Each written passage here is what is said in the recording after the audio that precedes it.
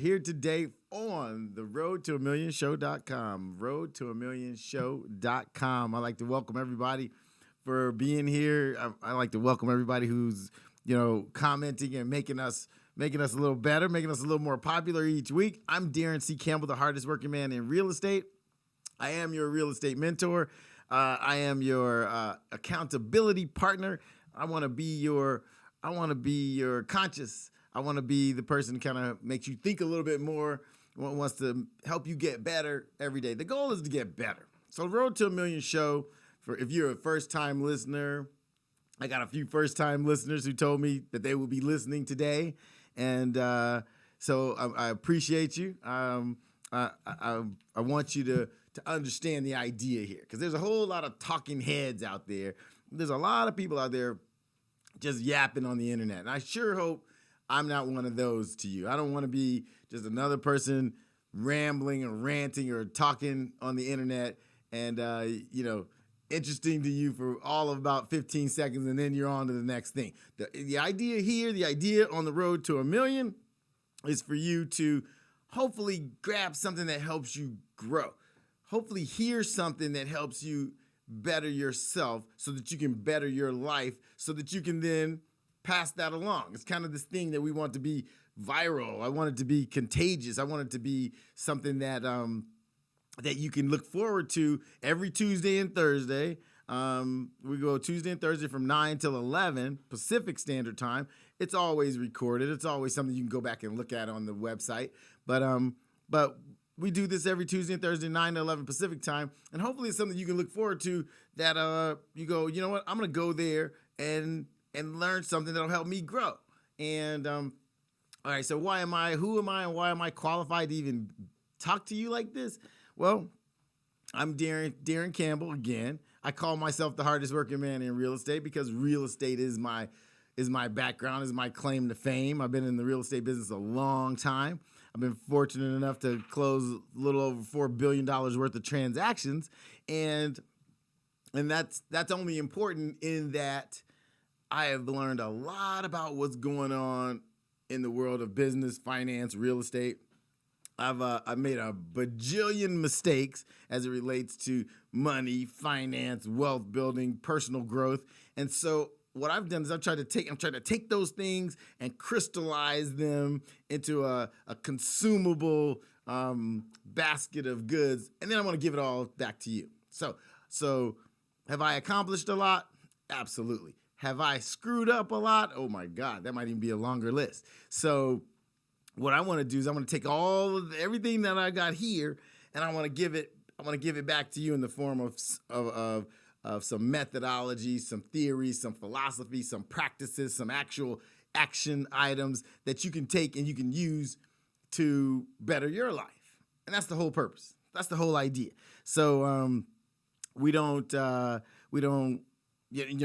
my overall thought is that I'm here to try to help you improve your brain, your body, and your bank account.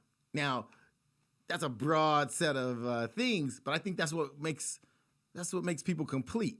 And I think that people who are busy working on one department of their life and neglecting the others, then you tend to become an imbalanced person. You live a lopsided life.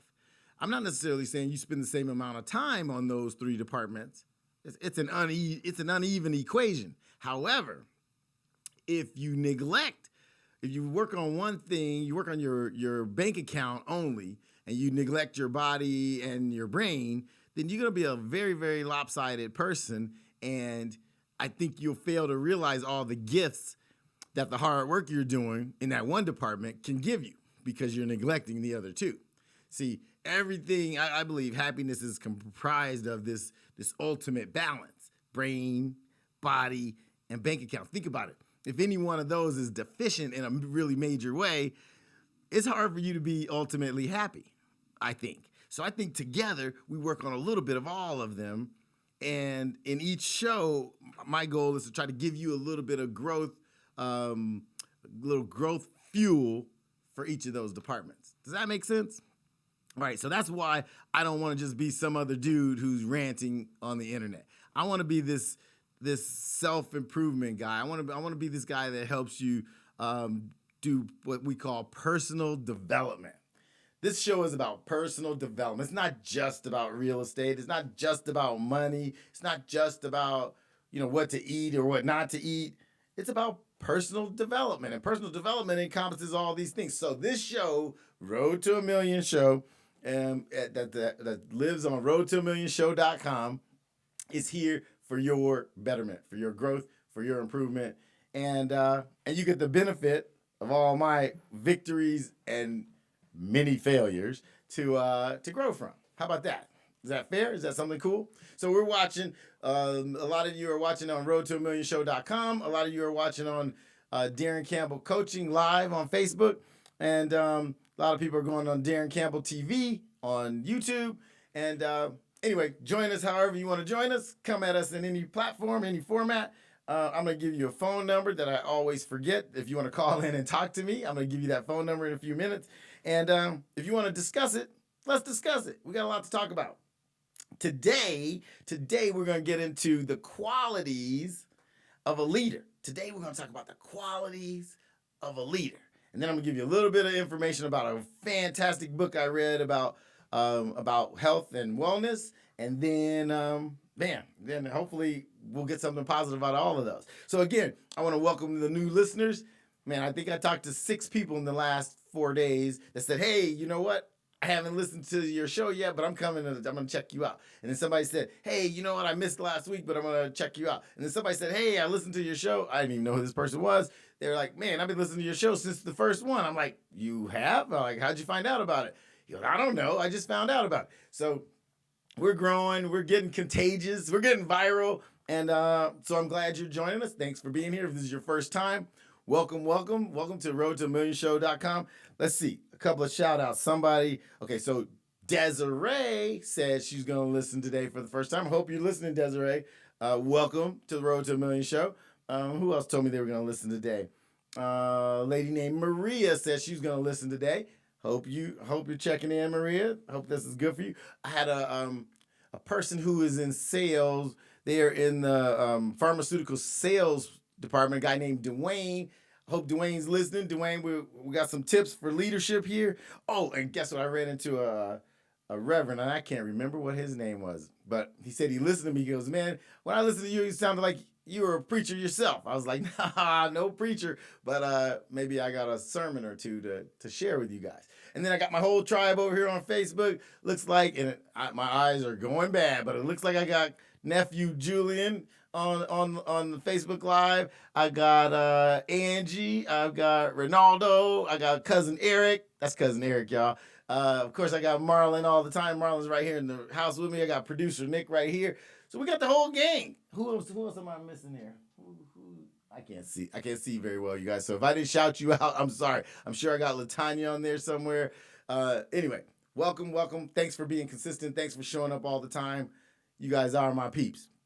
All right, today we're going to talk about the qualities of a leader.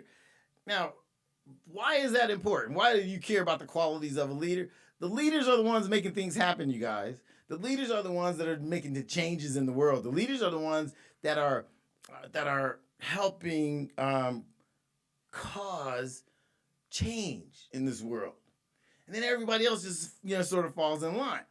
I tend to think that most of the people who listen to me or even want to hang around me or tolerate me tend to want to be leaders. And if developing your leadership capabilities is something that is of interest to you, and that's it's kind of who tends to be in my audience, then we need to get better at those skill sets. And we need to get better at those characteristics of what a leader is, what a leader looks like, what a leader does. And I think it's easy to forget. So we're going to dive into what a leader does and what a leader is. I see T. Good morning, T. So that's the idea today. Today, it's all about the qualities of a leader. And I'm going to run down what those qualities are. There's quite a few of them.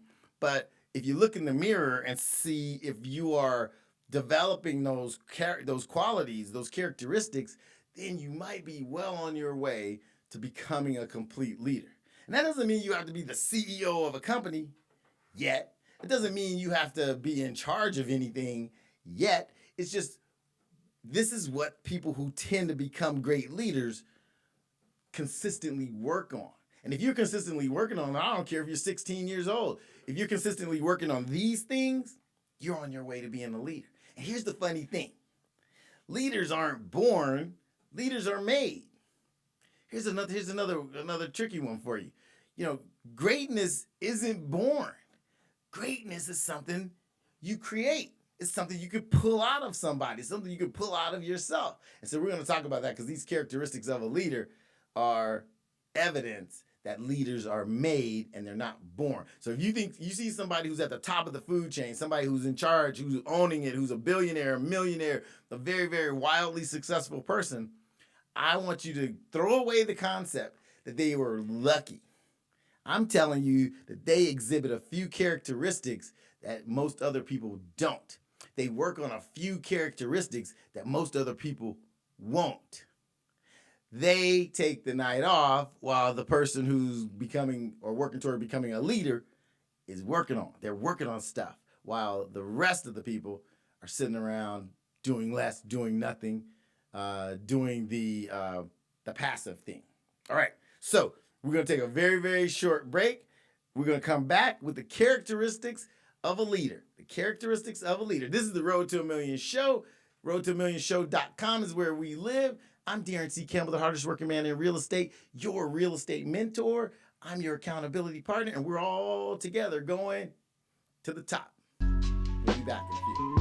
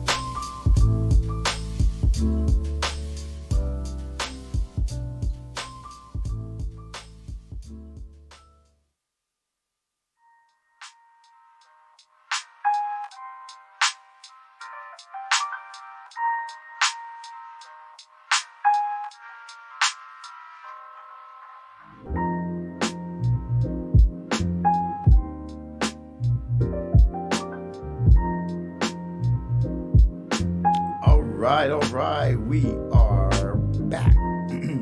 We're back on the Road to a Million show at roadtoamillionshow.com. I'm Daron C.Campbell, the hardest working man in real estate. You're a real estate mentor. I'm here with my whole tribe. We're all going together. Where? To the top. And that's what's up. And how are we going to do that? We're just trying to get better. We're just trying to get a little bit better every day. We're just trying to get a little bit more, a little bit sharper with our skills, a little bit sharper with our thought process, a little bit sharper with the things that complete life in a world that's like a big blur to everybody. And this world's things are going so fast in the world, and things get so confusing in the world. We're trying to bring a little bit more order to the way you think and behave so that you can slow the chaos down. You know there's chaos everywhere. Most people I know are living in a state of confused chaos. And what I'm trying to do is trying to help you. You know, it's kind of like they say when a pro athlete gets to a certain point in their trajectory, the great ones, where the whole game slows down. It's slow, like a great quarterback like Joe Montana or Peyton Manning. They said they always say this when they get interviewed, that there came a point when this fast, crazy game slowed down for them, and suddenly it was almost like the thing was in slow motion. And not only could they see everything that was going on, but then they could also execute and put that ball where the player was going to be, or know where that defender was headed, so they can make the proper move to avoid them. And so I think life can be the same way. I think a lot of us spend this heavy amount of time in a state of chaotic confusion, and we never get to slow it all down and understand the game that's going on in front of us. And so what I like to try to do, and what I'm trying to do in my life, is get to the point where it all slows down, where I see things very clearly and then can execute and be on the winning side of the contest, of the game, right? Life is this big game. We're all playing it. Some of us are playing it, confused as heck and wondering why is this game going so fast? Some of us are playing like as if we're on the sidelines going, well, why is everybody playing and I'm not in the game? And some people are getting cut from the team and wondering why is that guy getting paid $100 million and going to the Super Bowl, and I'm on the sidelines watching, or I'm at home watching on television. The metaphor is, you got to play the game to win. Life is the game. You need to be playing it to win. And so if I can play, coach or trainer, then maybe I can serve my purpose.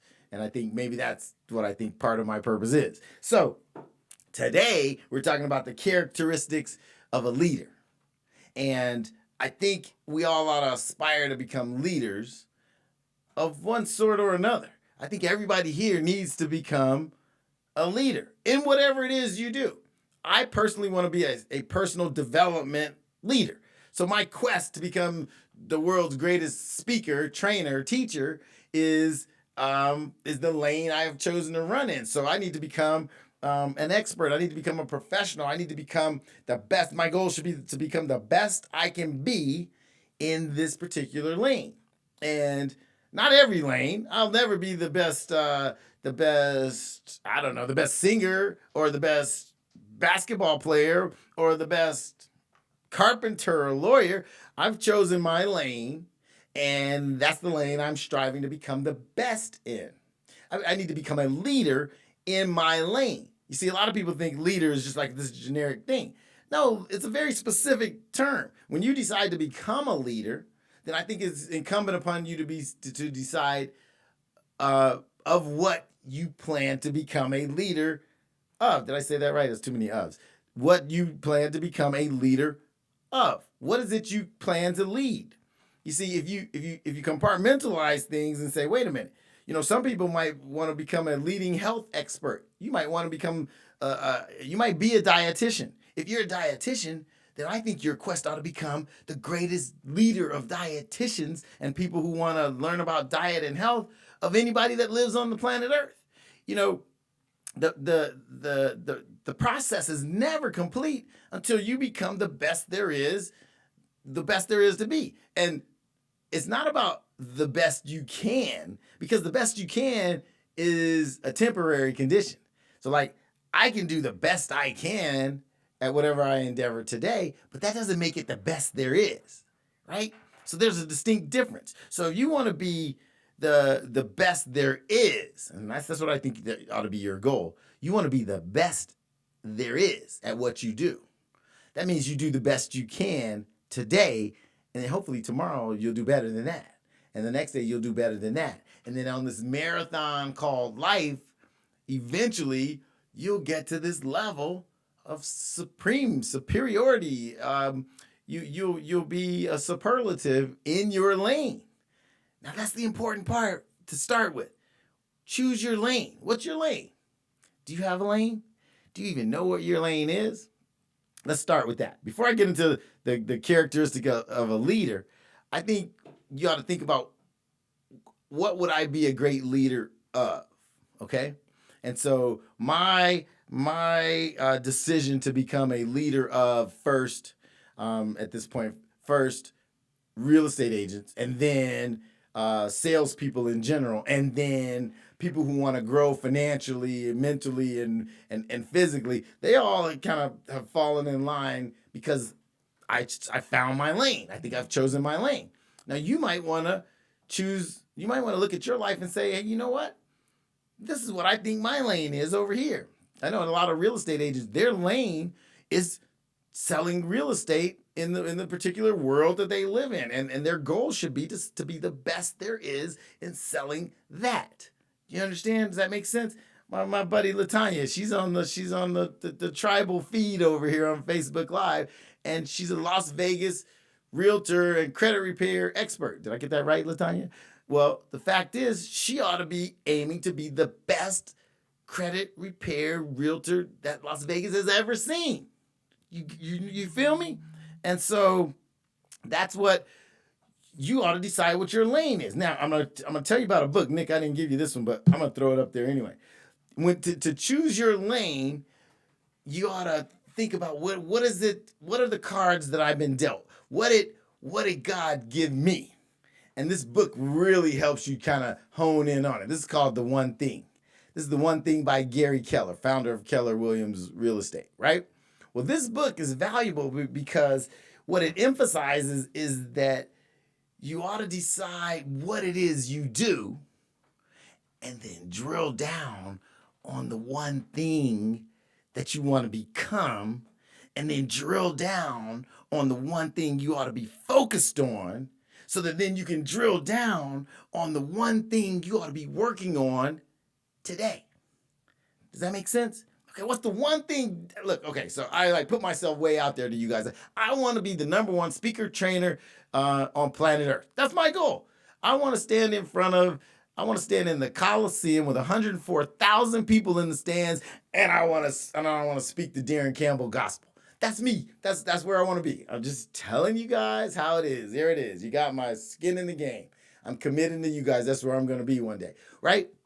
I want to motivate the planet. I want to be the #1 self-improvement, self-help guy on planet Earth. Okay, so in order to be that, I need to focus, because that's my long-term goal. So then I need to focus on what is the one thing I need to do to get better each day. And then that brings it down to, what is the one thing I need to be doing today in order to get me to tomorrow, so that I'm a little bit better tomorrow than I was today, right? So in order to become that guy that we're talking about, that's standing on a stage in front of 100,000 people, I gotta become a leader in that arena.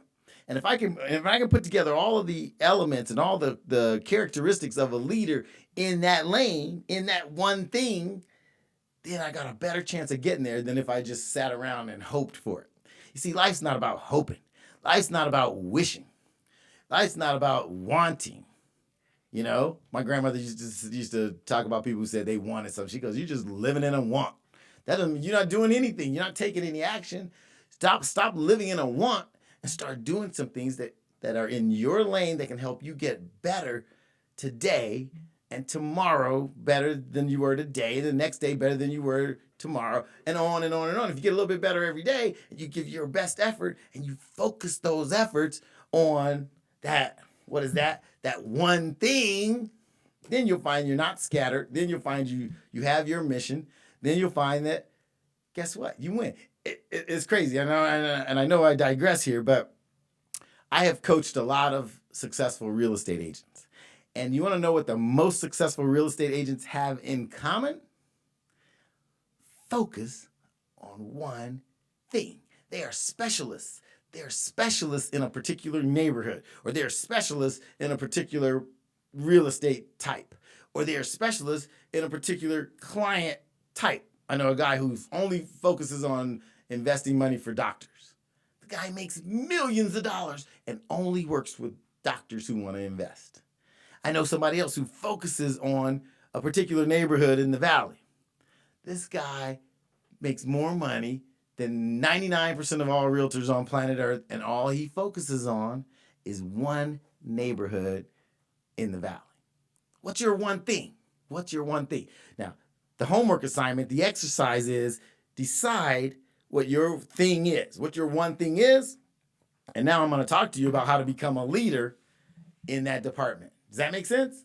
Are we ready for that? I know that was like some big giant lead up. I think it might have taken me 30 minutes to get to the point to start talking about what we're going to be talking about, but it was important that I laid the groundwork, because just becoming a leader with all these characteristics I'm going to tell you about, just like acting as if you have those characteristics doesn't make you a leader. You have to decide in which department you choose to lead. And it's a decision, but it's not a random decision. You see, if you sit down and search your feelings and search within yourself and get quiet with yourself and ask yourself, try this out. Ask yourself, what is it that God gave me and only me? What is it that, you can put it in different terms, what are the cards that the universe has dealt me and only me?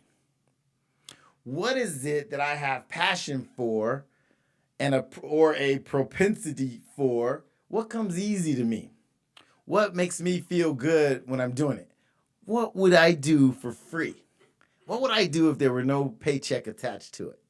What would I do? What would I do anyway? Those things, those questions are the things that can lead you to your one thing. And maybe, just maybe, that's your calling in life. And maybe, just maybe, if you develop your calling in life for a long enough period of time and with enough intensity, that thing will support the greatest lifestyle you ever desired.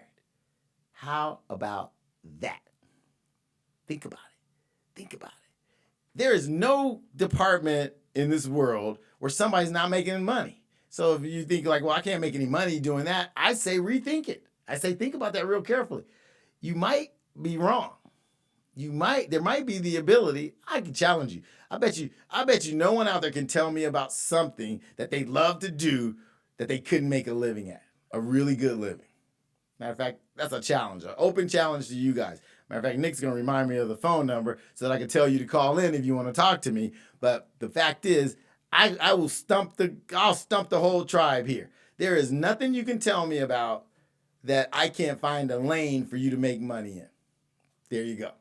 All right, so here we go. Was I supposed to start talking about the characteristics of a leader about 20 minutes ago? Sorry, I rant, I digress. So here we go. Let's dive in. You got the foundation. So now let me give you the characteristics. Here we go. Let's start with the first characteristic of a great leader. Oh, wait, let's digress a little bit. A great leader. There are leaders, there are leaders, and then there are great leaders. There are leaders who are self-proclaimed leaders, and they are happy to get on stage or on camera. And then there are great leaders that people are clamoring to hear and follow and will go anywhere they go and will basically do anything to be around this person. Or, a great leader is like a magnet. They're self-proclaimed leaders. I'm in charge. I'm the boss. I'm the leader. I'm the this. And then there are people who magnetize the crowd. There are people just, I got to get more of him. I got to have more of her. I want to hear what she says. I want to read what she writes. I want to be where she is. That's what great leaders are built on. So let's start. Characteristic number 1 of a great leader. The first characteristic is character. Character itself. So character is a big deal, because character is not something you talk. It's not a discussion. It's not a conversation. It's not, hey, I have character. Character is something you are. It's something you embody. It's something that I can't sell you on my character. You can't convince someone of your character. Somebody once said, talent is a gift, character is a choice. So character is something you decide and then you live it. It's not something you can dip in and out of. It's not something that's temporary. It's not like something like, well, I'm going to have character today, and then tomorrow I'm going to go back to my evil ways. It doesn't work like that. Either you have character or you don't. Either you embody character or you don't. Now, the reason character is so important for a leader, or for a great leader, is because it has longevity.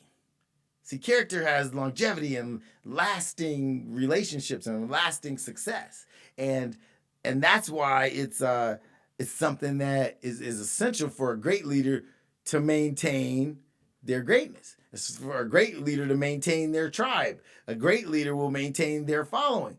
How long has Oprah Winfrey been famous and have people obsess over her? Is it 30 years yet? It's probably 30 years, probably more. But the point is, how does she have such sustainability? You know why or how? It's because people believe that who she is on that screen is who she is. You see how character works? Who she is authentic to who she's being on screen. And so there's no fakeness to be perceived. There's nothing phony that people perceive she is. She's not trying to be somebody. Matter of fact, she has put her vulnerability out there for all of us to see for years and years and years. And as a result, she's credible. And so that's why people believe in her character. That's why they believe that her character is not just a character. They believe that that's really who they're seeing. You're seeing the real the real Oprah. And so that's really where longevity comes in. So think about that as you think about the fact that a great leader has great character and really what that means. I was trying to give you a little deeper definition of what character really embodies and why people have longevity. It's because their character is perceived a certain way, and that's why people stick around. Okay? Because if you don't have character, then you'll be one way, and then you'll be one way, to your clients or on screen or in a meeting, and then you'll be a totally different way in real life. And there's a conflict there, because that means everything you do is putting on airs, it's putting on an act, it's putting on a show. And character is not about a show. Character is truly who you are. So you could have success and not have character. Don't get me wrong. There are people with money that don't have character. But the question is that success sustainable, replicatable if you don't have character? All right. So we took down character. There you go. That's number 1. There's a whole bunch of these. This might spill into multiple shows, but let's start with that. Character is number 1. Number 2. All right, the qualities of a great leader. I wrote down the qualities of a leader, but that word great is important, because what I'm talking about is somebody who aspires to be the best of the best, the top of the top, that every day comes in with a quest to win at the highest level. So characteristic number 2, charisma. Now, charisma is an interesting thing because not everybody has charisma. And that's not an indictment. You don't have to have charisma in order to succeed in life. There are plenty of people who, aren't big personalities, aren't type A's, aren't big, bubbly, gregarious people that can still be successful. But what we're talking about here today are the qualities of a great leader. Now, you see, you might be a genius computer programmer, and you might not ever need to speak to another person ever. You might just write great programs and sell them for millions of dollars. No charisma necessary. But if you want to be a leader of people, and see, I'm talking to you salespeople, I'm talking to you managerial types, I'm talking to you everybody in the executive suite, I'm talking about people who want to go out and raise capital to start your great business or fund your idea. Charisma is something that you want to embody, something that you want to work on, something that you need to be able to exhibit, because in order to get other people to act or react or become become convinced, charisma is like this. It's like the whipped cream and the cherry on top of the idea.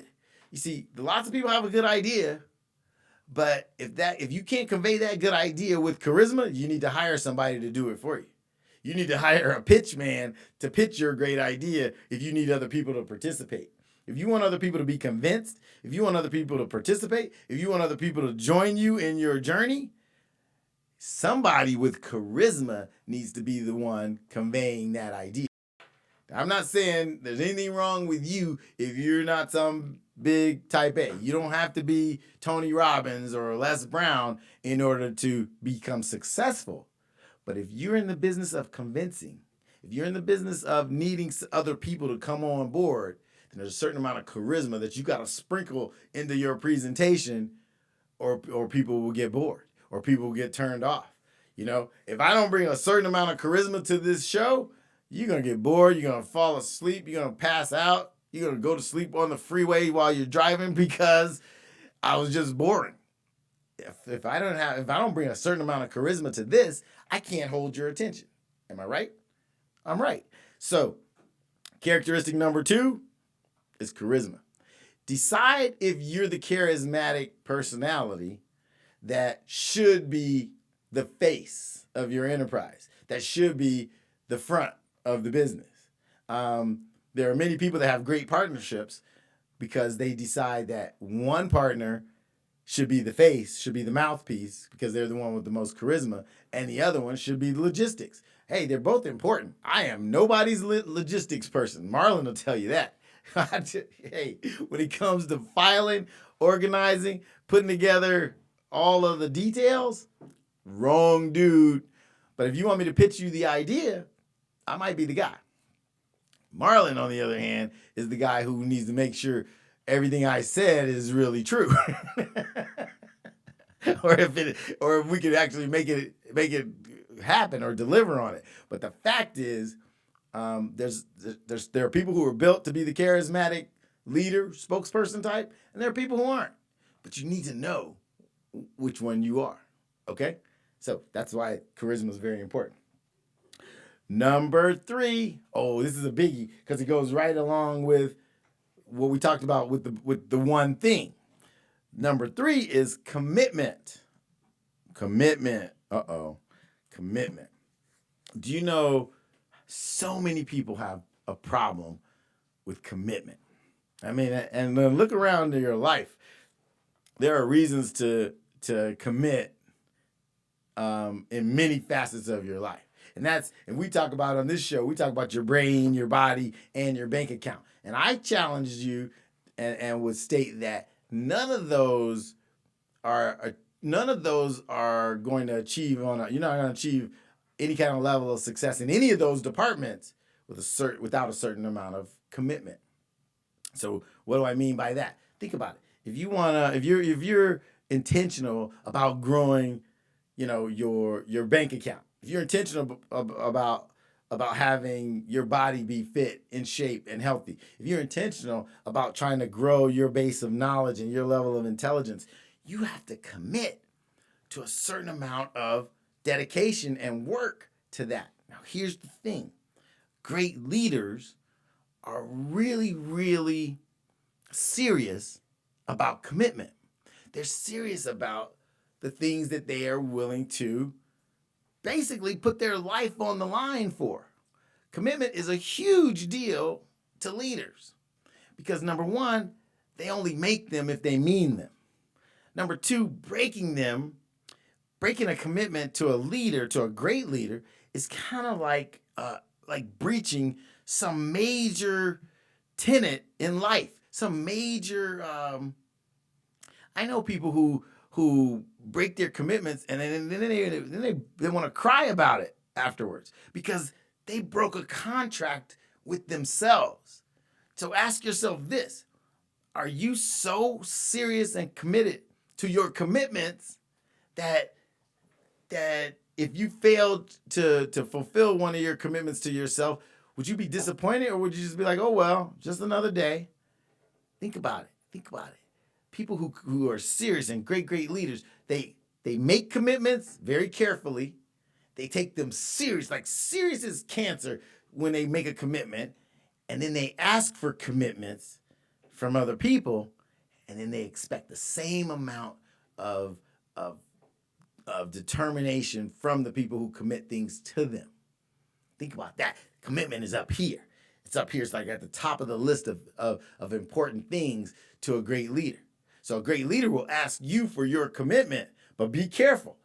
Don't make that commitment if you don't mean it, because a great leader will hold you to that commitment and put your feet to the fire and will be sorely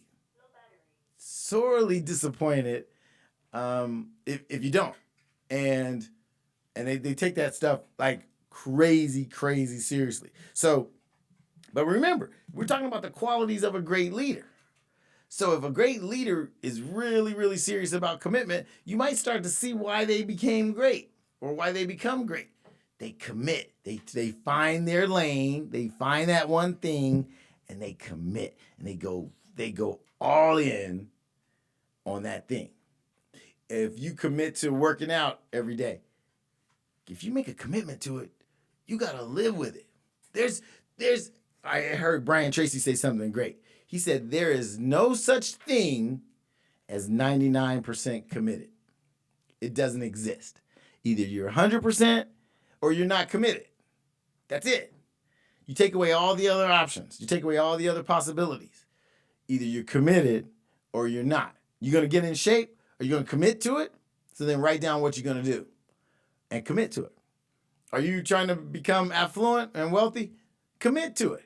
If you don't have a clue about how to start that journey, commit to learning something every day about that journey and stick to it.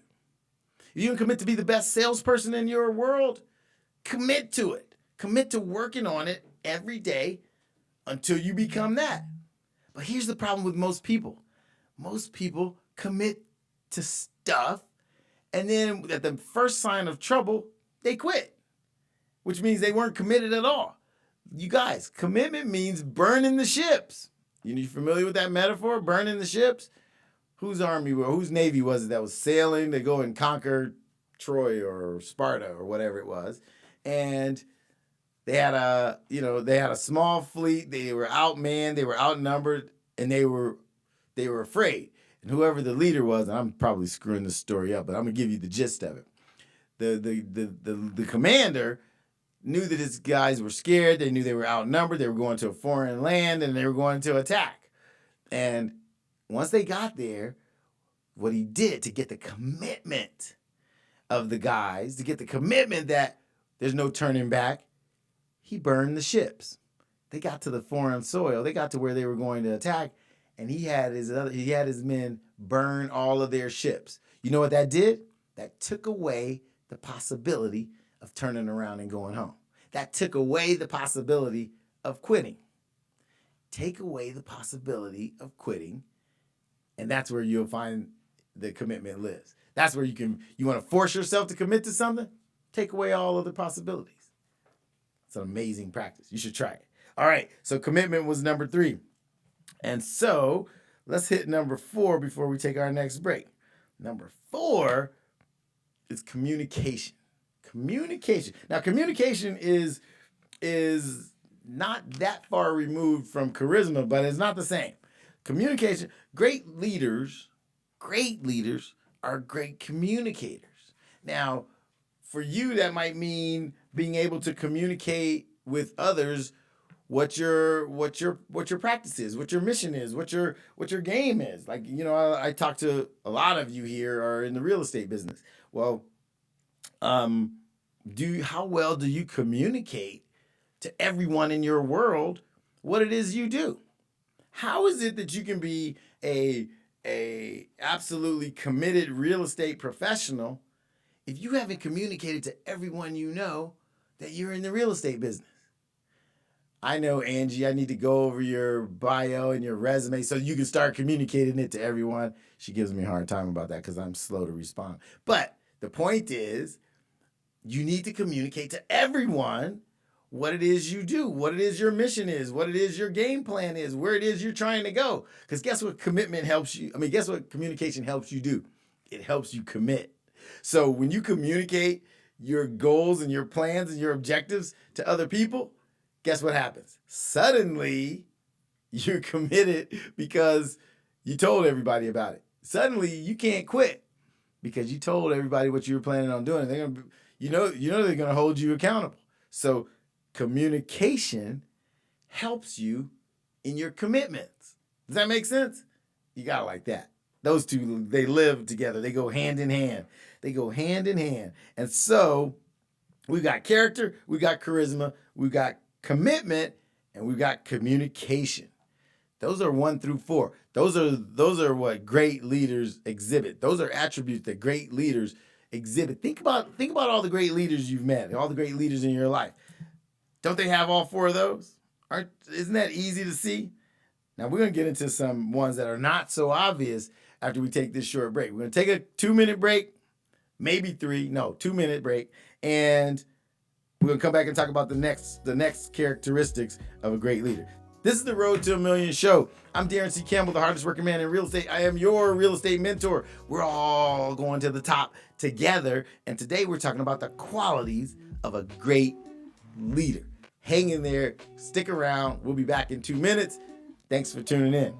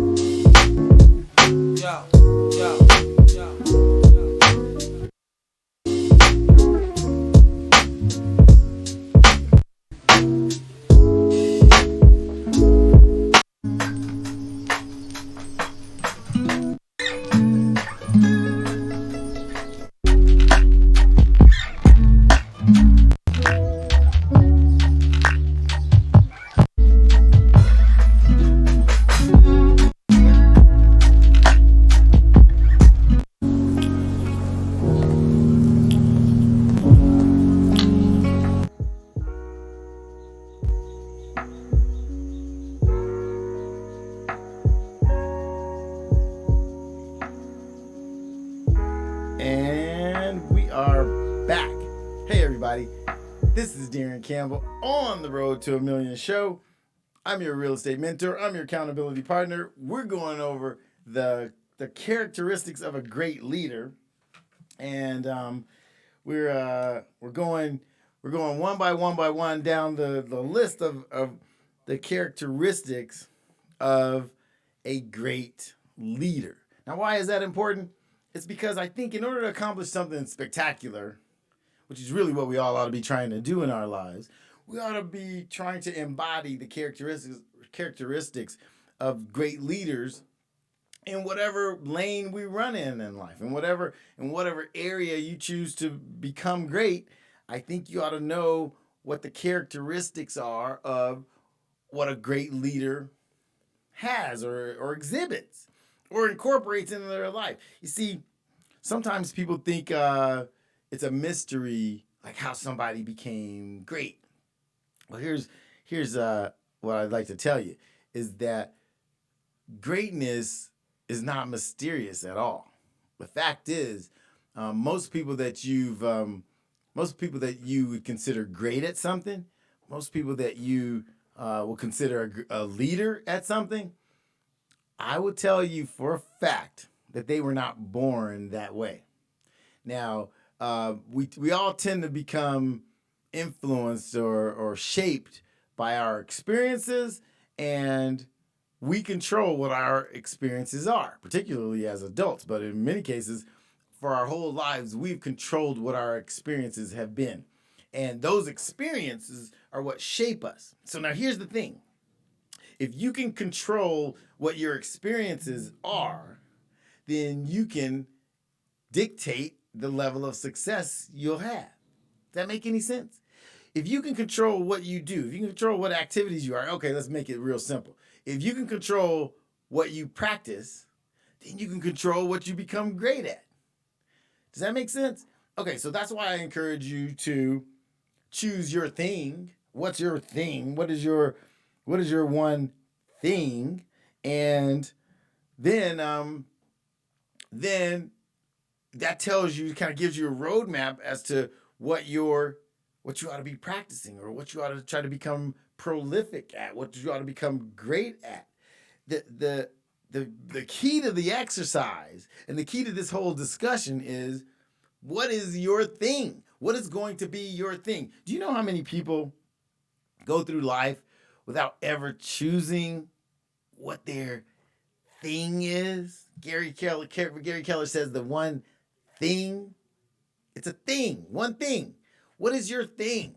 I don't know how much time the average person spends deciding what is going to be my thing. Now, here's the funny thing about your thing. The funny thing is you got to decide what it is. And in many cases, you can't just wake up and go and jump into that thing and make a great living or make a great life.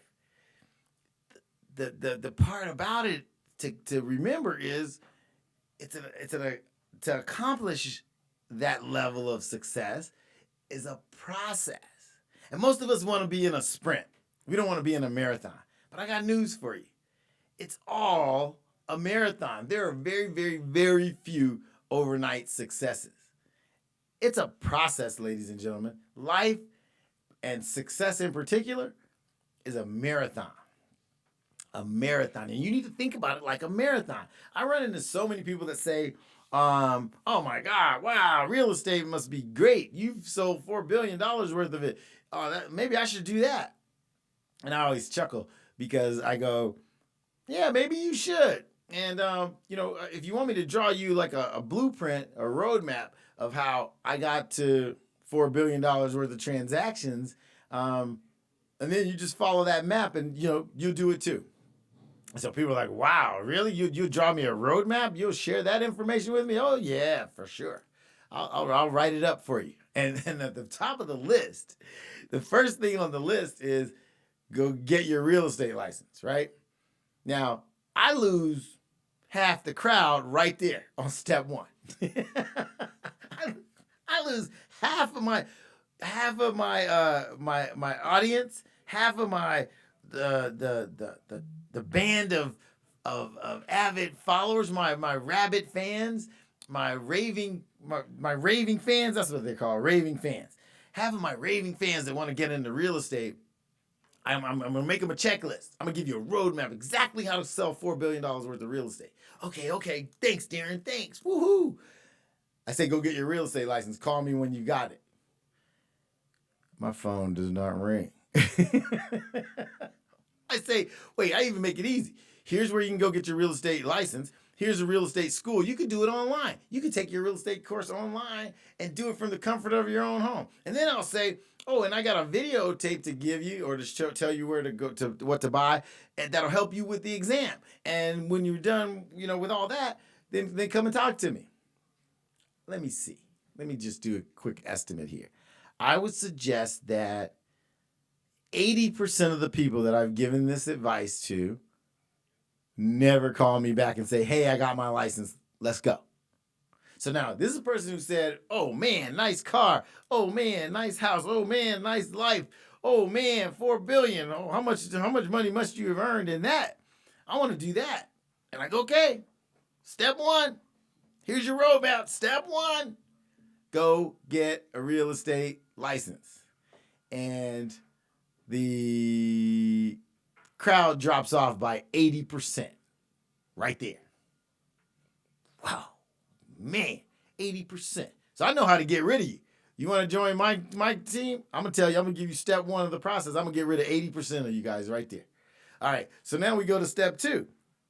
Next thing, they get the 20% that go ahead and get the real estate license. I love them to death. I'm really proud of them. There's a few of you in the tribe that are listening right now that are in this 20%. You got your license. You're like, okay, Daron, let's go. I'm ready to go sell $4 billion worth of real estate. What do I do next? I go, okay, here's the roadmap. Here's how it works. They're like, okay, well, like how soon am I going to go buy my Bentley? I go, no. Before you go out and order the Bentley, here's what you need to do.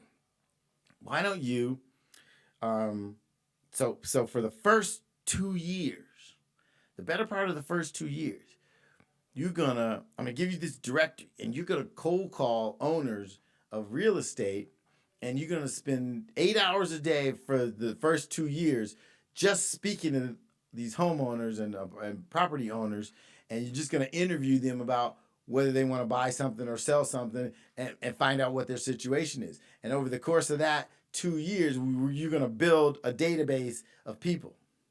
Okay, but you go sit at that desk, and here's this directory of phone numbers, and here's this calling system, and which is way more convenient, because when I started, you had to dial one number at a time, and you had to call 150, 200 people a day, dialing a phone with a receiver like this, right? Today, they have programs that'll just dial the numbers for you, and when somebody picks up, it'll connect you, right? So the calling has been made much easier. But when I say to somebody, sit at that desk right there, make phone calls for 8 hours, and we're going to do that every day for the next 2 years. Well, of that 20% that hung in, I lose about 90% of them. That's where they quit. They go, whoa, that's too hard. I don't want to cold call for a living. I hate cold calling. I can't cold call. Oh my God, telemarketing? Oh man, I wasn't built for that. My plan was just to attract clients, or I was just gonna go to, I know everybody. I know everybody. I'm gonna go call all my friends and family. I go, okay, you go do that and call me back when you got somebody who's ready to do something. Like literally, you guys, I lose 90% of that crowd. So I'm down to what is that? 90% of the 20% is, so that leaves me with 2%. I got about 2% left of the people who say, I want to do what you do. I want to be in your business. They go away real fast the minute you tell them about the hard work. Now, those people who will stick with it and do the 2 years, commit to the 2 years, remember the word commitment, commit to the 2 years. We're just on the phones every day. That's all we have to do. Until you have deals, you got to either be knocking on doors or making phone calls. That's it, really. It doesn't get much more exciting or complicated than that. You got to make contact with a lot of people. Now, there are other ways. There's some internet technology ways that make it better, easier, etc. But I have found that people who don't want to do the difficult ways, aren't going to even do the easy ways either. So, long story short, a lot of people would love to be successful, but they don't want to do the work. And that's why we're talking about the characteristics of great leaders, because you'll find that woven in between all of these characteristics is the willingness to do the work. And most people haven't accomplished much in their life because they're not willing to put in the work. And when the work gets hard, they are ready to quit. So that commitment level is this: 0, nothing. You know, I was told that the Marines always say, everybody want to go to heaven, but nobody's willing to die. Well, that's kind of like the people and success. Everybody wants success. Everybody wants the big paycheck. But behind the big paycheck is a whole lot of work and a whole lot of commitment in most cases. So that was a sermon. Somebody I know is going to say, you were yelling and preaching at us all morning. But sometimes it's necessary, right? Let's go to characteristic number. Where did we go? We're on number 5. Ready for number 5? Here we go. Courage is number 5. I'm going to recap. Character is number 1. Charisma is number 2. Commitment is number 3. Communication is number 4. Wait, is courage number 5? Or am I out of order, Nick? That's right. Courage is number 5. Courage. Now, what does it mean to have courage? Courage is what it takes to get out there and do the hard work without the promise. Oh, man. What? It's the ability, it's the need, it's the desire, it's the willingness to put yourself out there without a promise. Okay, so all my salespeople, all my realtor friends, all my entrepreneur friends, they have to have a certain amount of courage because there's no payday on Friday. There's no guarantee of a boss saying, okay, your check's in the mail. Your check's coming. Do this for 30 days and I'll pay you this much money. You know, great leaders step out on courage all the time, every day. Every day. Do you hear me? That's what a great leader is willing to do. And check with yourself. This is time for a little gut check. How willing are you to step out on courage and take a chance? You know, or do you have to have the safety net? Do you have to belong to a company or a business where they're going to guarantee you this payday? Because entrepreneurs and great leaders, great salespeople usually are stepping out and having to have a certain amount of courage because there's no guarantees and no promises in their lives. And that's an interesting thing, an interesting reality to deal with. But great leaders always exhibit courage. That doesn't mean that great leaders don't get scared. Trust me on that one. There's plenty of fear going around. But a great leader moves ahead despite the fear. Despite the fear. That's what courage is. Courage is going forward despite the fear. You know, it's easy to quit. It takes courage to persist. And you know, a lot of us want to see this great smooth road to $1 million. I got a secret for you guys. This road to $1 million is loaded with potholes. It's not the pretty road you're imagining. It's not the Autobahn in Germany, which is the smoothest highway, straight, clean, paved perfectly, lines painted perfectly. That beautiful road. Wow, easy peasy, right? No. The road to $1 million, the road to success, the road that is traveled by leaders, full of potholes. It's full of, oh man, spots that might make your car spin out if you maneuvered the wrong way. Cliffs with no guardrail. You know, hairpin turns that if you one bad blink and woo, you're over the edge. That's what the road to $1 million is paved with. Those kinds of things. And that's what life and leadership are full of. Obstacles, potholes, roadblocks, detours, all those things are real, and it's a little delusional if you think that's not coming your way. So if you lack courage, you're gonna have a difficult time getting to your destination, because you can interview every successful person you know, whether it be sports, entertainment, business, sales, every one of them can tell you about some trials, some tribulations, some heartbreak. Every one of them. I haven't met one yet, and I probably know 1,000 millionaires, and every one of them has been through something. Most of them are even going through something, even though they're sitting on the top of the mountain already. Many of them, if not most of them, are going through something or go through something from time to time. So once you achieved all the greatness, you're going to continue to have courage. There's no day when you can just turn off your courage switch. You're going to find the need for courage on a daily basis. So prepare for that, because courage is a big one. You got to have it. I'm checking it off the list. We just talked about courage. Now, you know what? Let's see. I actually might have skipped. Oh, I did. I went a little out of order, but we're going to make number 6.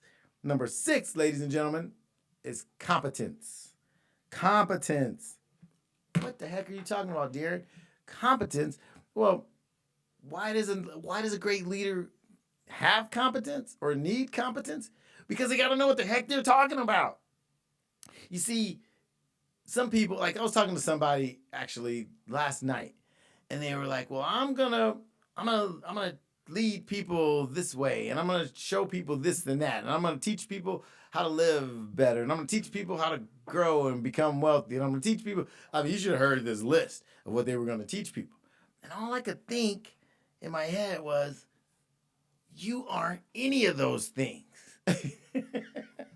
and now that's rude, and I didn't mean to have that thought. It really wasn't my plan to think that, but that's what I was thinking.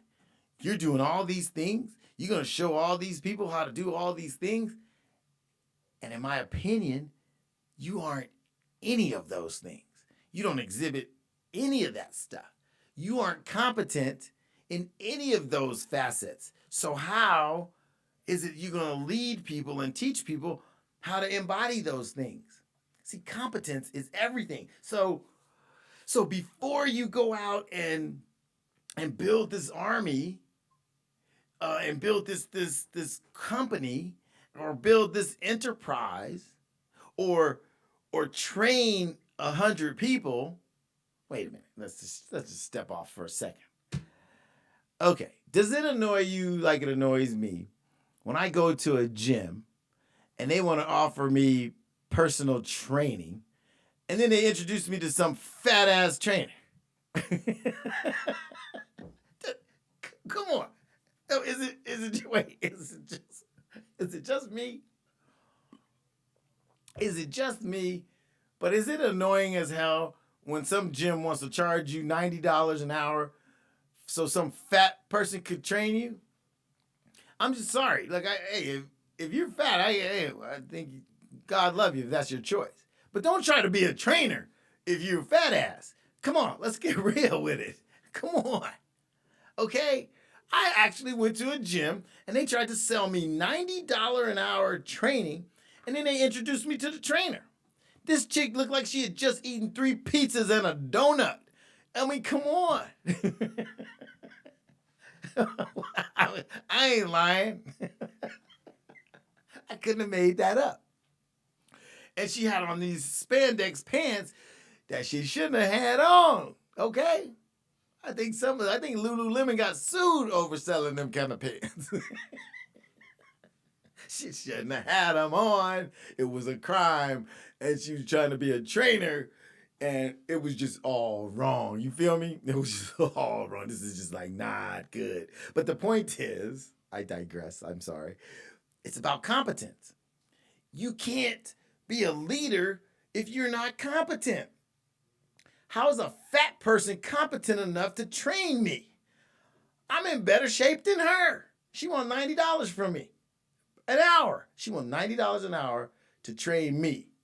Wait a minute, if I pay her $90 an hour, am I going to come out looking like her? Wear some fat ass Lululemon stretch pants? Come on. That ain't my goal. I ain't trying to grow up to be like her. So she got no business trying to lead me. She's not competent. Now, the question you got to ask yourself before you go and take on a whole tribe or start the company or become the president, you know what kills me? You know how many presidents or owners of businesses I know? You know how many people try to become the owner or the president or the leader or the chairman before they even know the game, before they even know the business? You know how many real estate agents I know that are like, oh, well, I'm going to build a team. Like, you ain't sold but 2 properties in your whole career. What are you going to teach a team? I think, you got to be careful about putting the cart before the horse. A great leader, you guys, is competent. So a great speaker about real estate usually knows a whole lot about real estate and in many cases has accomplished great things in real estate. Same with trainers, same with growth experts, same with computer programmers. Do you know Steve Jobs didn't found Apple before he ever looked at his first computer? The guy spent hours and hours in a garage inventing a computer. And then 40 years later, he was able to speak to his entire tribe about how they should all help make this computer company great. You understand? So I just want you to check yourself a little bit, because it's one thing to have an entrepreneurial mind, and it's another thing to want to be a successful leader, and it's another thing to want to influence people.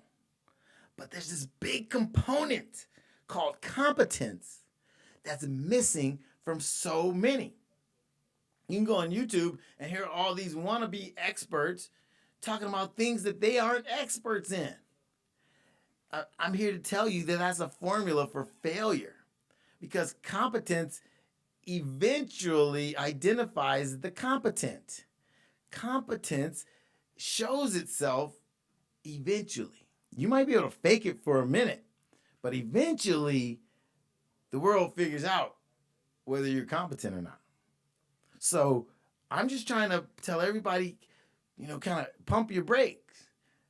Before you declare yourself ruler of the free world, you gotta know, you gotta have to have earned your stripes.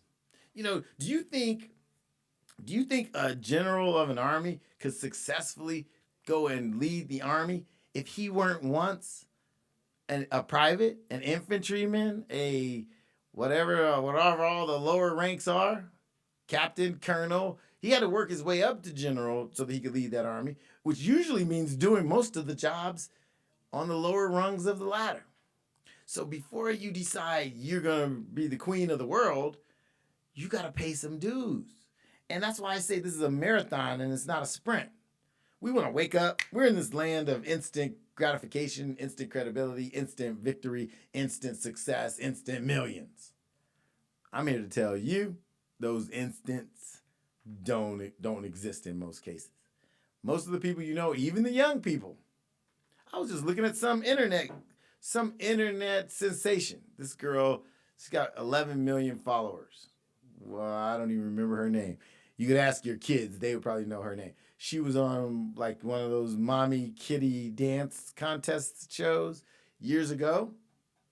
And they went from competition to competition to competition, and the mom was evil and the girl was a brat, and for years and years they went to all these bad competitions and whatnot, and then she got on a show, and then the show made her blow up, and now she says whatever she wants to say on YouTube and makes millions of dollars for it. But she didn't just wake up and become a YouTube sensation.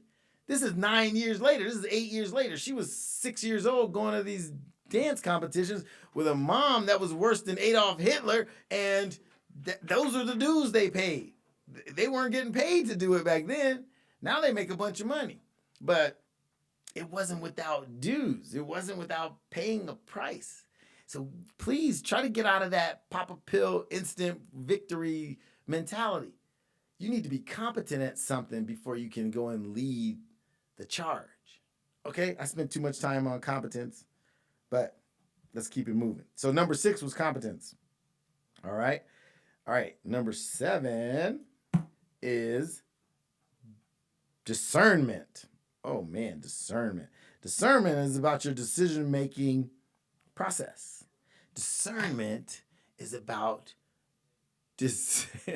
Wait, I'm looking at the comments. Angie and Latanya, you guys are hilarious. Discernment is your ability to make intelligent decisions and filter your choices. See, wow, discernment is a word we don't use enough. It's a word we don't emphasize enough because discernment is about your decision-making process. And decision-making shapes your entire existence. All you are is a product of your decisions. Everything you do, 100% of who you are, 100% of your circumstances right now is about the discernment you've used, or lack thereof, in your decision-making process in your life. That's it. That's it. Look around. Look at your situation. Look at where you're living. Peek out your window. Look at your driveway. What's in it? Go pull out your bank statement. See what it says. Now, you are the product. That is the result. All those things you just looked at, good, bad, or indifferent, that is the result of the decisions you have made up until this point. Are you happy with it? Are you satisfied with it? Or is there something lacking? Discernment is about making decisions. And a lot of us make rash decisions. We make reckless decisions. We make short-term decisions. And those can be very, very expensive. Now, if you get into the habit or the practice of making better decisions, what you'll start to do is think about, what is the long-term implication of this decision? When you use discernment, you think, what's going to happen tomorrow as a result of this decision? I might drink this vodka today and go jump in my car in 30 minutes and still think I can get there okay. But what are the potential implications tomorrow if I make those decisions today? If I decide, I'm a real estate agent, I know I should be prospecting every day, but I decide, I'm going to take today off and, I'm going to be casual today. Now, tomorrow, when you have no leads, no escrows, no transactions, no contracts, what are you doing? You're living the result of the day you took off. You see? In our world, in the entrepreneur's world, in the leader's world, in the salesperson's world, we are an absolute product tomorrow of what we choose to do today. It's much more evident in our world than it is the 9-to-5er who's got vacation days or could, is getting a check on Friday. If you're an entrepreneur, if you're a business person, if you're a salesperson, if you're an independent person, then your consequences show up much more quickly than the average person. Whether you eat next week might be dependent upon what you do today or what you did 30 days ago. So remember that. Discernment is about the decision-making process. Let's get in the business of making better decisions. How about that? There we go. Discernment. Discernment was number 7. All right, let's get to number 8. We're probably going to be able to get through, let me look at our time. We're probably going to be able to get through most of these. I'm going to pick up the pace. Number 8, ladies and gentlemen, number 8 characteristic of a great leader. Here we go. Focus. Focus. Laser-like focus is a huge characteristic of a great leader. Now, why is that? Well, if they got character and they got charisma and they got a commitment to something and they know how to communicate that something and they got courage to get out there and do that something, and then they got the competence in order to go out and do that thing earnestly, honestly, and they got the discernment to make good decisions about it. Now, they package that with laser-like focus. See, that focus is sitting right on top of that commitment, right? If you're committed to it, and then you focus on it, you guys know that saying, whatever you focus on expands? Well, there you go. Are you focused on your mission? Are you focused on that big decision you made about what your thing is, what you've declared your thing is? if you're focused on it, it will expand. Let me tell you about that's a magical thing. It's a magical thing. What you focus on expands. So think about how life works. When how many times in your life have you made a decision to do something, or a decision to be something, or a decision to embody something, and then suddenly things start showing up in your life to support that? You ever had that experience? What you focus on expands. All right, I'll give you the most basic example of what you focus on expanding. You know how when you got that car, suddenly you start seeing a million cars just like it. Did that ever happen to you? Happened to me, and I drive some pretty rarely seen cars. It doesn't matter. Suddenly, my focus is on this type of a car, and I freaking see them everywhere. I go, well, dang, everybody could afford this car. What the heck? But the point is, it's not that. It's not that there's more cars out there that are like mine. It is that my subconscious now is focusing on those cars because they apply to me. So a great leader gets focused on a thing, and the reason that that's important is because what you focus on expands, which means more of that thing is going to come your way. More of those opportunities are going to come your way. But you first have to decide what it is you're focusing on. You see, it's kind of a magical thing. And I don't want to be a hocus pocus guy around here, but the point is, it's kind of strange. I call it magical because the minute you decide what it is you want to focus on, these opportunities come flying at you that are consistent with that focus. Most people's problem is they never choose to focus. So they never get the gifts and the exponential whipped cream and cherries on top because they haven't decided to focus. They're scattered. They see him do well over there, they want to do that. They see her do well at that, they want to do that. They see somebody made some money doing that, they want to do that. They see somebody looks like they're having fun doing that, they want to do that. That is the land of zero focus. If you decide to focus, things are going to jump out at you that are in alignment with that focus, but not before you declare the focus. Wow. Number 8 is strong. Focus is big. Focus is big. Okay, now here's one you don't expect. Number 9. You don't expect number 9. Characteristic of a great leader? Generosity. What? Generosity? You mean in order to be a great leader, I got to be generous? I contend that most great leaders are highly, very, very generous. Now think about it. Think about the great people you know. Think about the people who are of high achievement that you know. Think about the people who have done a lot that you know, and observe them carefully. They tend to be very secure in their own skin, which is where I think the generosity comes from.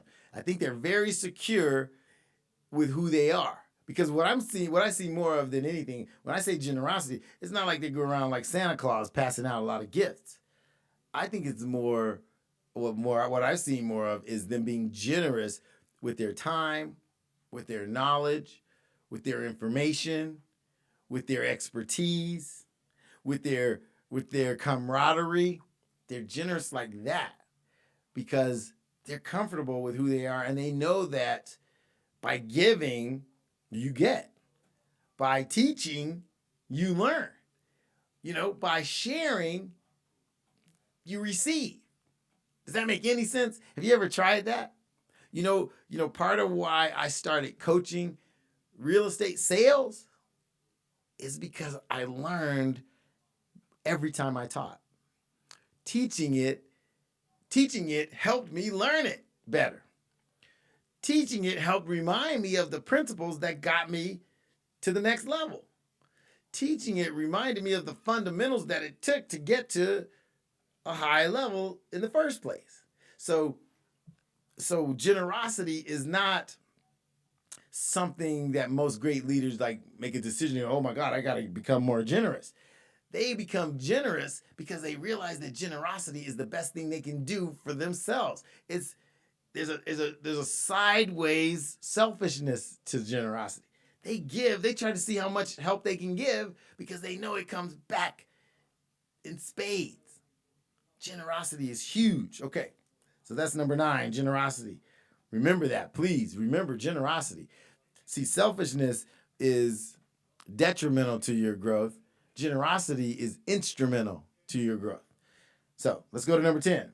Number 10 is initiative. Okay. Number 10 is initiative because great leaders take initiative. That's married to courage. We probably should have put that one next to courage because initiative, to take initiative, takes a certain amount of courage. But just because you have courage doesn't mean you take initiative. So I want to talk to you about initiative. Go out and take some initiative because that's what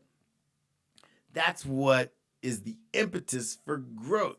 Take initiative. You're the person who's proactive. You're the person who's reaching out. You're the person who comes up with the idea and wants to implement. You're the person who is launching the movement.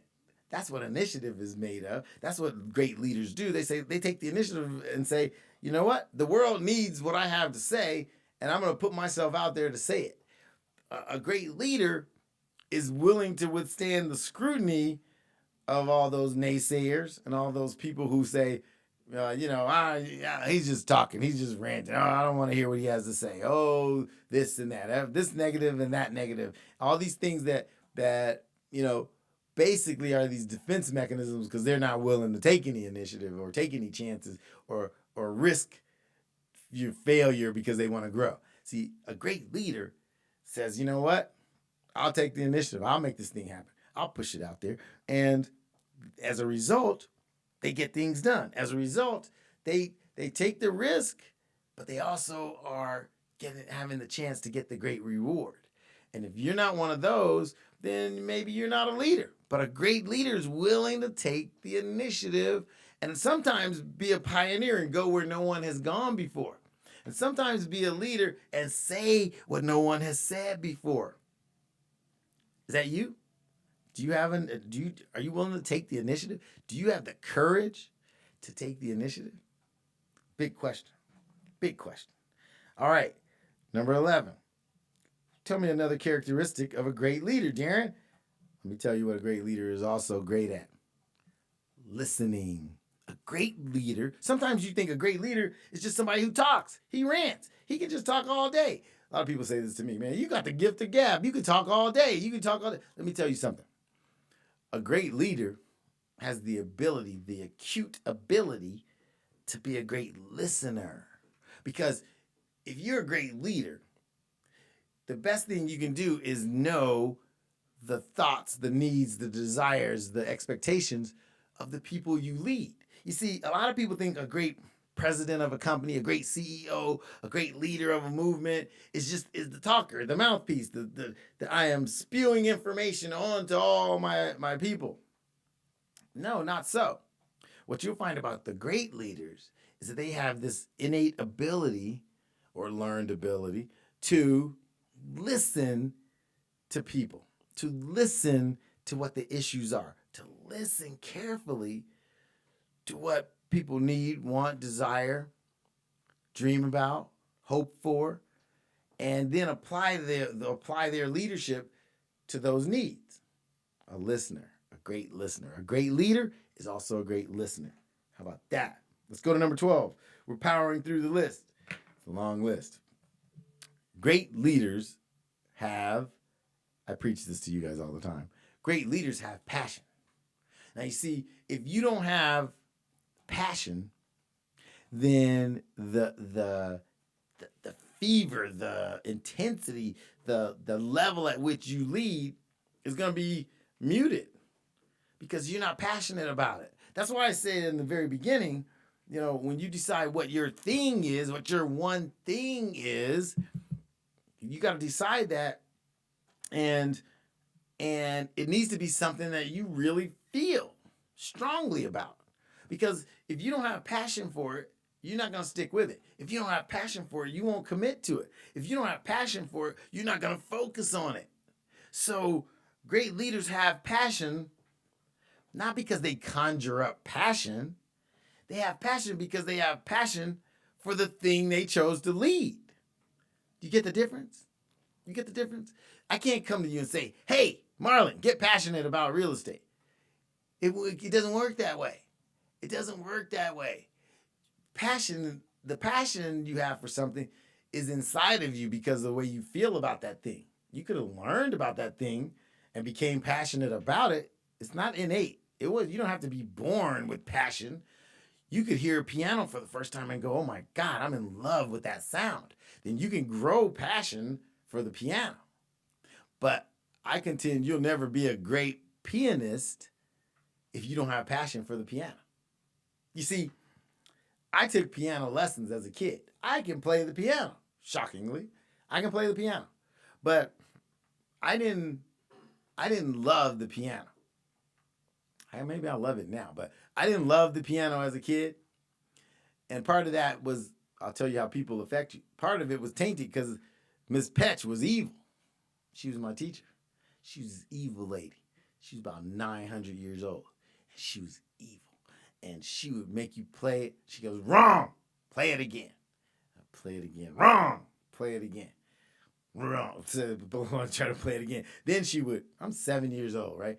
And then I play it again. I play it wrong. And then she would take my fingers and go, bang, right there, right there, right there. This lady killed any passion I might have had for the piano. Only thing I wanted to do with the piano was drop it on her head. And so people can affect your passion. But then one day, my parents bought me a saxophone. Uh-oh. Now you just hit a nerve.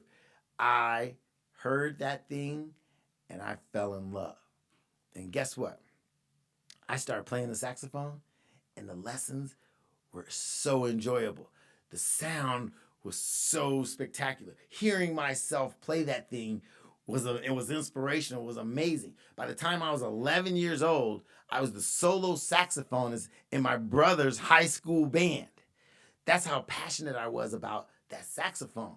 I love that saxophone. So playing it, practicing it, going to lessons was not a burden at all. I loved it. I enjoyed it. And as a result, I became what they thought was some kind of saxophone prodigy at 11, 12 years old. Well, anything saxophone I was willing to do. They said, we want you to be in this band, the marching band, the jazz band, and the high school band. I'm like, okay, let's do it. Like there was never enough saxophone in my life.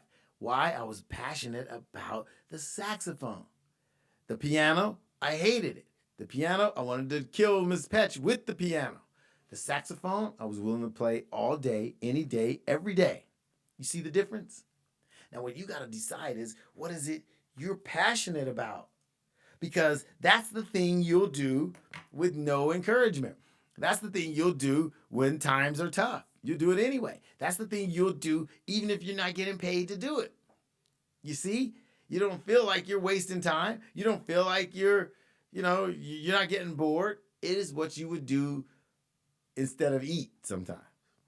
Unless you're passionate about eating. That's a whole different story. I got a fat trainer I can introduce you to. But anyway, that's another story. All right. Passion. That's big. You need to decide what you're passionate about. Make a decision. All right. Next up, number 13. Oh boy. Number 13.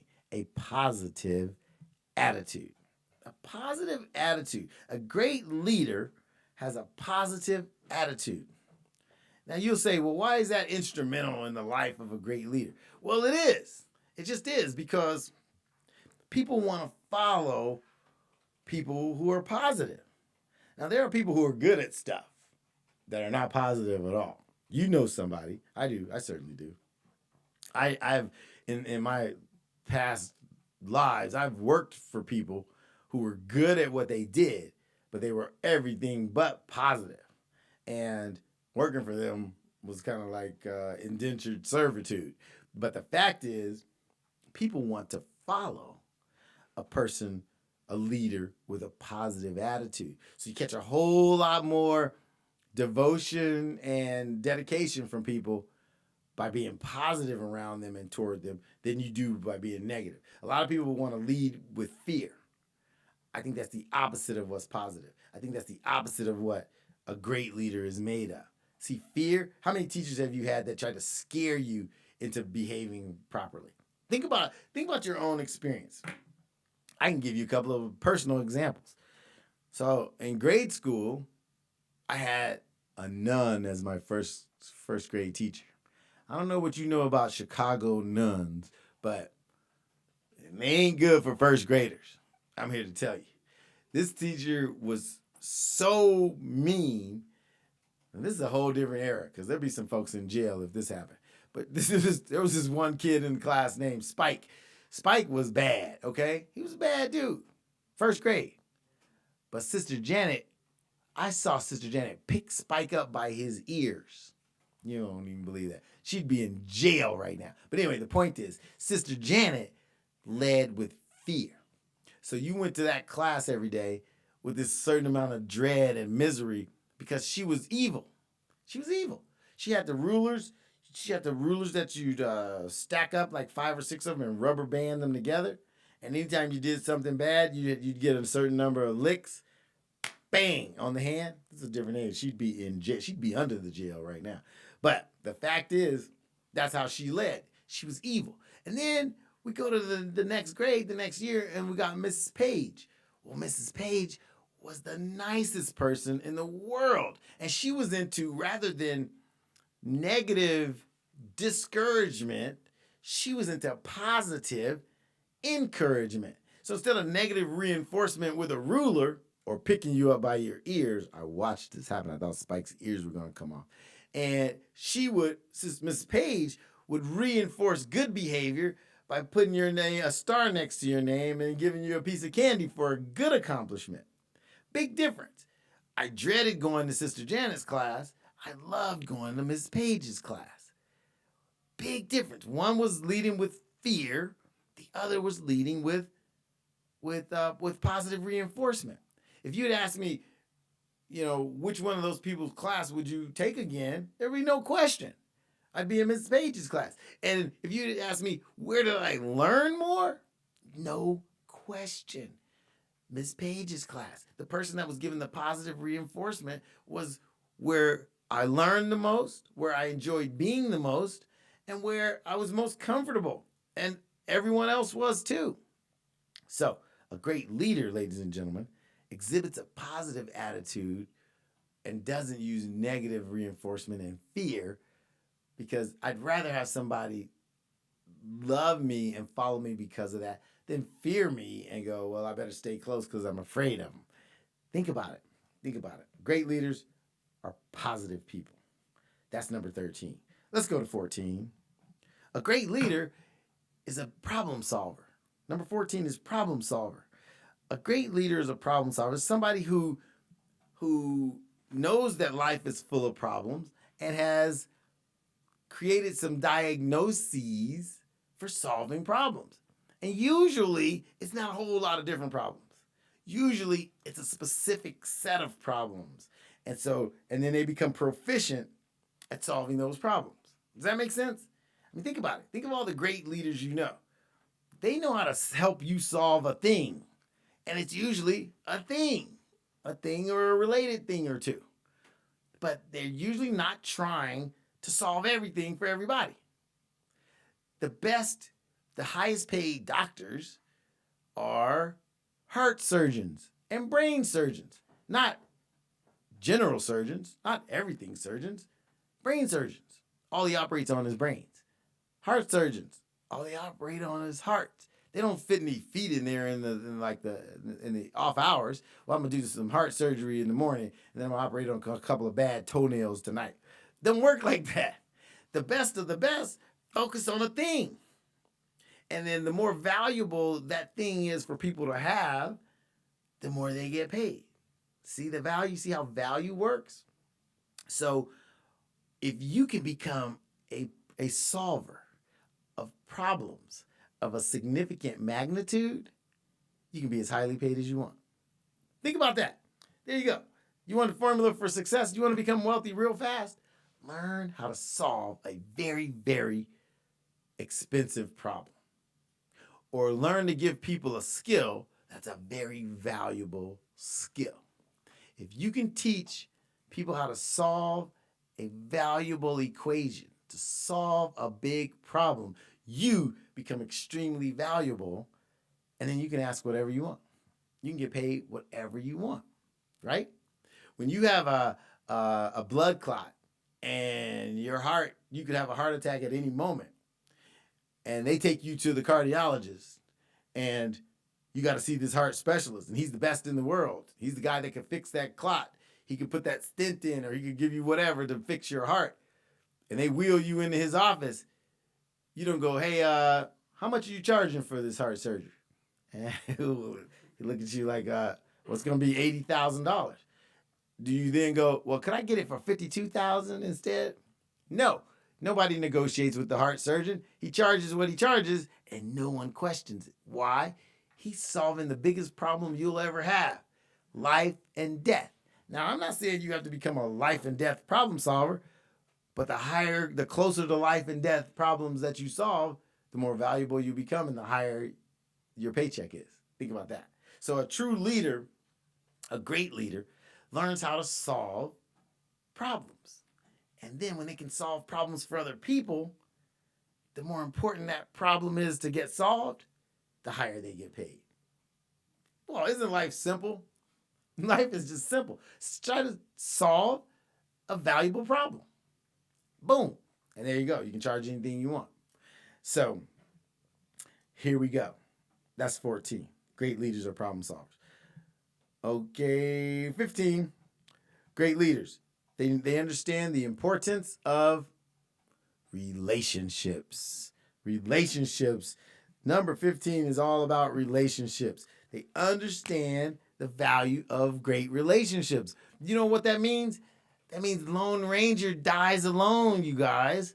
Great relationships are why great leaders become great leaders. It's because they got great relationships and they understand the value of great relationships. Do you get that?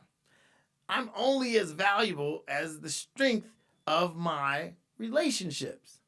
If I'm on this show and I have no relationships and none of you showed up because I have no relationship, then what am I? I'm in the forest talking to the trees, right? If nobody's listening, then I have no relationships.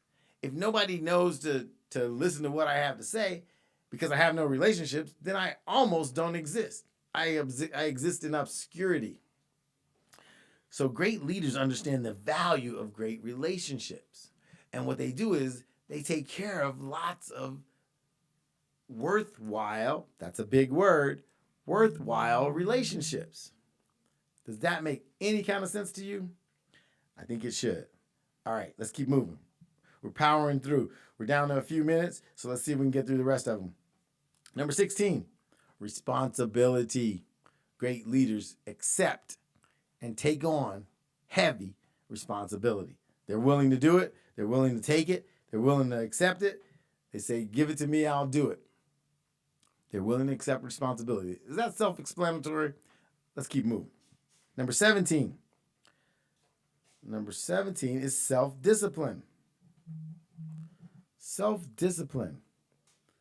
Self-discipline. Great leaders have great self-discipline. Now, what does that mean? They know what they need to do and when they need to do it, and they do it. They know what's being called for, and then they handle their business. They have the discipline to do what they know is necessary to do, and they do it. They handle their stuff. And a lot of people want to play the avoidance game and avoid what they know they need to be doing. But a great leader is a master of self-discipline. Are you? Do you have the discipline to do what you know you need to do? You know you need to prospect. Do you have the self-discipline to do it or not? All right, let's move on. 19 or 18, servanthood. Now, that's a word. I don't know if I would have invented that word, but servanthood means that the leader, a great leader, knows the importance of service.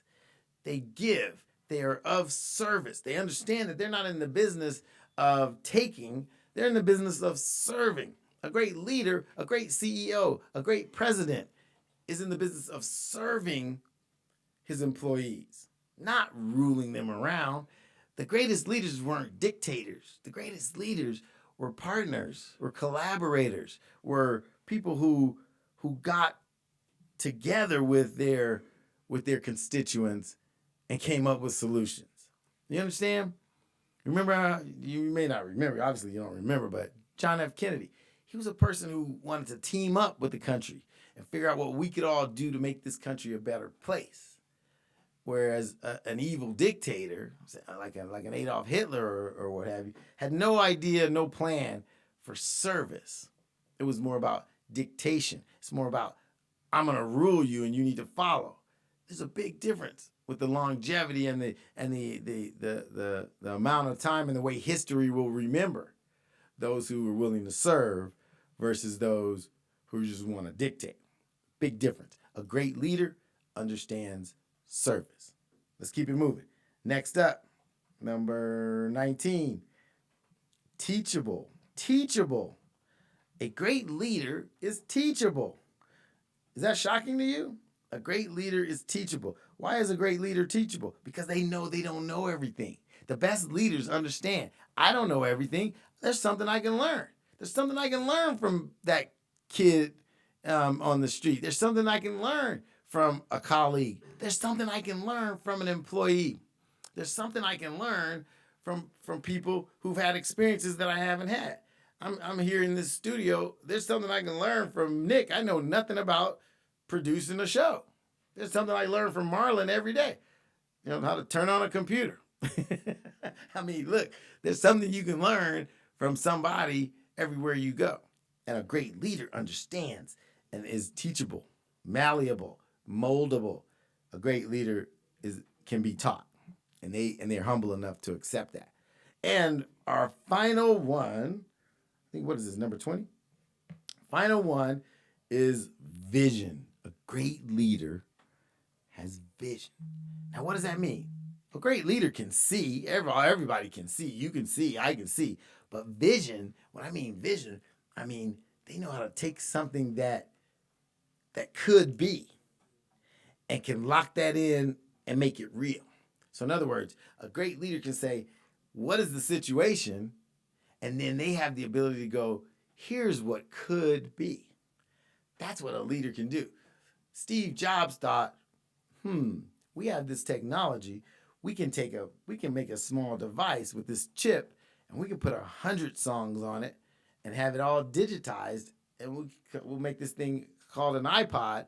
And what we can do is continually expand that chip, and you can have unlimited music eventually on this one device.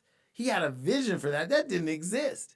There was the Sony Walkman that existed, and there's all these other things that existed. And he thought, somehow we can make it so that we can digitize this music and put it all on a single device, on a single chip, and people can have 150, 200 songs in their pocket. Guess what? That took vision, because nobody had ever seen that before. A great, great leader has a certain amount of vision. Now, what's in your world that you can have a certain amount of vision about? Can you envision something greater than what you currently have? If your mind can see it, then your hands can hold it. I borrowed that from somebody. I don't know where that came from. But if your mind can see it, then eventually your hands can hold it. You can create anything that you can think about. So are you being creative enough? Do you have enough vision to understand that you can create, you can invent, you can come up with ideas that are original? How about that? So how many were those? Is that 20? I think we had 20 of those. Those, ladies and gentlemen, are my characteristics of a great leader. And that's a collection of thoughts and ideas that I think great leaders embody. Now, see if you can work on those, because in your quest to be great, in your quest to be the best at whatever it is you do, then I think you got to start thinking about these kind of characteristics that can help you sort of mold yourself and pave the way. But remember the first thing. What is your lane? You got to decide what your lane is. Where are you going to be? What do you want to become the expert in? What do you want to be the best at? What do you want to do? Where are you going to leave your mark? That's what I think you ought to do first. All right, so that's it. That's the 20 characteristics of a great leader.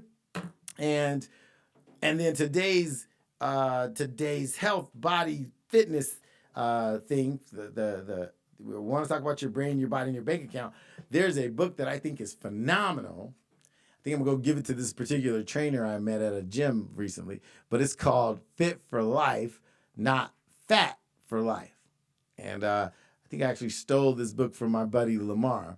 But it's all about the types of foods that will keep you healthy and give you longevity, and the types of foods that maybe you ought to limit a little more.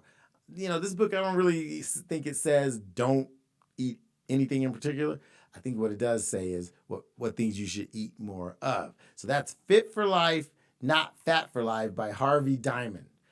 Great book. Great book. Very, very informative, very educational. I think you'll be better off after you read it. Woo! That was a lot of stuff today, you guys. Did we take one break? I think we took one break. The fact is, we could have kept going. I could have ranted about all 20 of those concepts, because I think it's important that you think about what it takes for you to get to where you want to go in life. There are no mistakes. So people who are succeeding in life are usually succeeding deliberately. Success is not a perchance thing. It's a deliberate thing. Developing your brain, your body, and your bank account to the maximum levels is not a mistake. It's a deliberate thing. We succeed on purpose. So that's what I think you ought to be in the habit of doing. Succeeding on purpose. And if we can do that, we get a little bit better every day. Over the course of this marathon, you'll get everything you ever wanted in life. Ladies and gentlemen, I'm Daron C.Campbell, the hardest working man in real estate, your real estate mentor, and I will see all of you at the top. Thank you for joining me. Take care.